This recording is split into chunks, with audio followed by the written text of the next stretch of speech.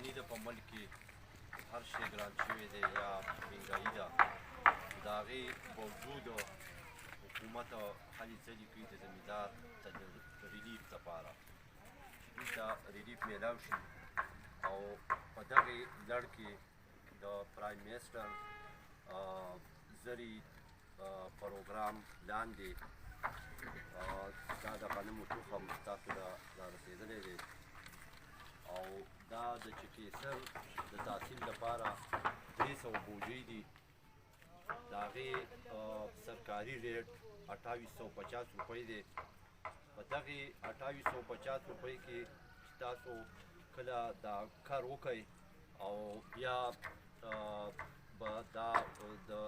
زراعتو محکمه چې کوم ده دا به بیا ستاسو د هغې معاینه کوي که فرض که ستاسو فصل راختلی و او د دیو د معاینې نه پس تاسو ته 1200 روپۍ بیا قابل واپسي دي په دې 2850 روپۍ کې د دې صحیح استعمال وکړئ او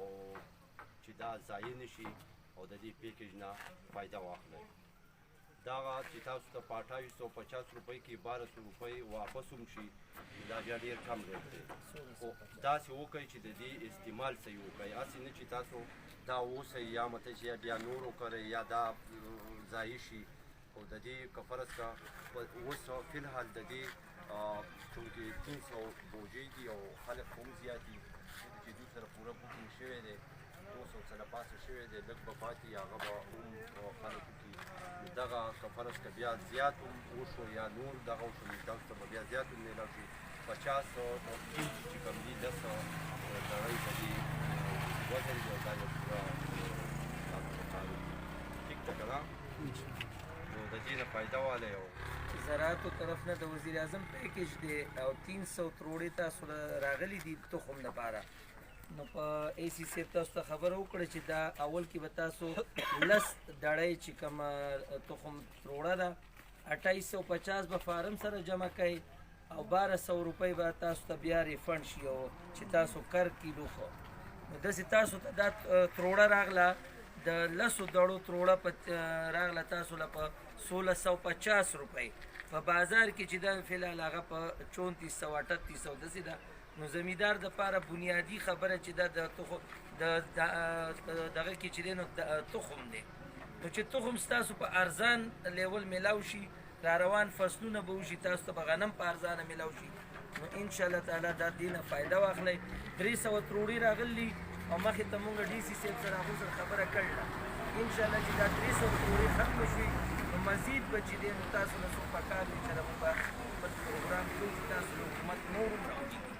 نو څومره زر کېدی شي راشئ او دا زمیندار راورسئ خپل تخم لکه دې ځینه اوچت کړئ اول زه د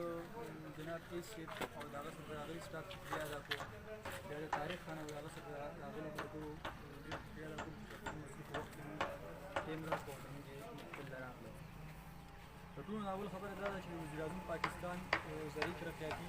پروګرام لپاره دا یو پیکیج هغوی جوړ کړی دی د دې مقصد غنم خرڅول نه دي زموږ زمیندار له غنم په ارزان ریټ ورته ویلي پیسې ورته واپس ورکوو د دې شاته یو مقصد دی چې زمیندار پیداوار زیات کړي او د پیداوار مقصد په دنیا کې د فی ایکړ نه هغوی 35 من پیداوار اخلي د غنمو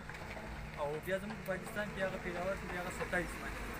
او زموږ په شانګله کې چې دا غریزه علاقه ده زموږ سره 50,000 ایکړ د غنمو د کاش رقبه ده او د هغې باوجود زموږ پیداوار چې دی هغه 16 من دی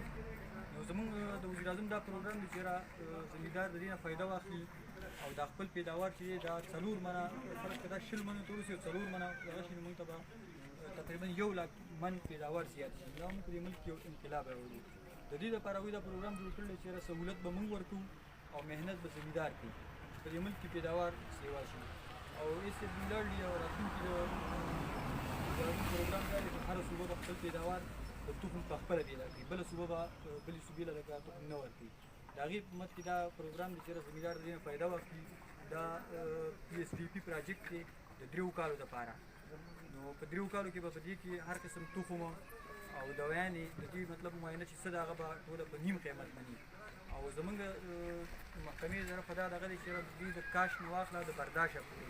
چې په دې غنمو کې څومره مسایل راځي نو زمیندار به هغه مسایل زموږ سره شیر کوي موږ به د خپل علم مطابق هغوی ته د هغې هغه طریقه کار کوو چې په څه طریقه د دې بیماري کنټرول کېږي، په څه طریقه د دې جړي بوټي ختمېږي، په څه طریقه د دې پیداوار سیوا کېږي. که فرض کړه زموږ په دغه کې نه وو، مخکې د زرعي ماهرین ناست دي، اګریکلچر ساینسدانان دي، موږ به ستاسو دا هغه هغوی ته رسوو.